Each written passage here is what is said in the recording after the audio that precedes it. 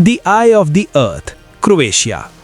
इमोत्स्की Croatia में एक lake है, नाम है मोद्रो येज़ेरो, ब्लू लेक, और इसे देखने के लिए आपको 500 मीटर ऊंची क्लिफ के एज पर जाकर नीचे झांकना पड़ता है। जो दिखता है वो शब्दों में बताना मुश्किल है। एक परफेक्ट सर्कल, नीचे कहीं गहराई में चमकता हुआ नीला पानी, चारों तरफ वर्टिकल वॉल्स, कोई रास्ता नहीं ऊपर से नीचे जाने का, कोई बीच नहीं, कोई पाथ नहीं, बस एक आंख, धरती की आंख। लोकल्स में एक लेजेंड है, कहते हैं एक पूरा शहर इस लेक के नीचे डूबा हुआ है, कभी था, और फिर एक रात जमीन खुल गई और सब कुछ चला गया। साइंस कहता है ये एक कास्ट सिंक होल है। लाइमस्टोन की जमीन में जब पानी रास्ता बनाता है तो नीचे से केव बनती है और एक दिन छत गिर जाती है।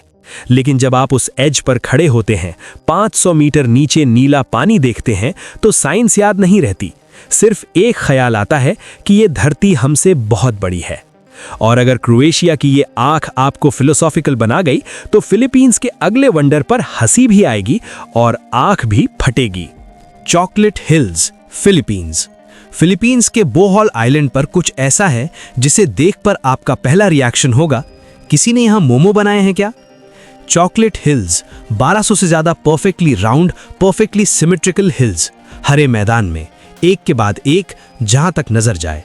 और ड्राई सीजन में जब घास सूख जाती है, ये सारी हिल्स चॉकलेट ब्राउन हो जाती हैं, हेंस द नेम। लेकिन ये बने कैसे? साइंटिस्ट्स अभी भी 100% श्योर नहीं है।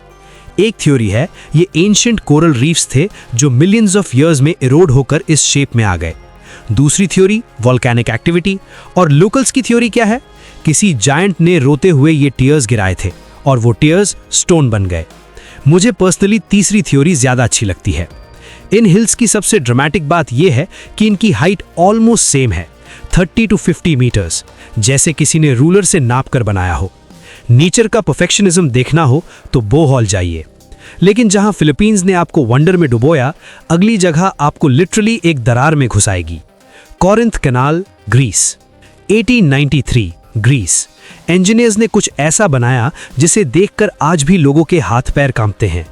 कॉरिंथ कैनाल 6.4 किलोमीटर्स लंबी, 24 मीटर्स चौड़ी और 79 मीटर्स गहरी एक नहर, पहाड़ को काटकर हाथ से।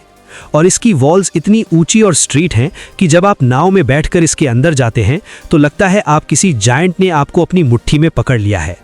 ऊपर से ब्रिज पर खड़े होकर नीचे देखिए, 79 मीटर्स नीचे एक पतली सी नीली रेखा।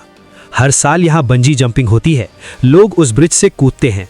मैं पर्सनली नहीं कूदूंगा, मैंने ऑफिस में भी एक बार चेयर से गिरकर 2 हफ्ते फिजियोथेरेपी की थी। लेकिन सीरियसली, ये कनाल सिर्फ एक इंजीनियरिंग मावल नहीं है, ये ह्यूमन एम्बिशन का सिंबल है।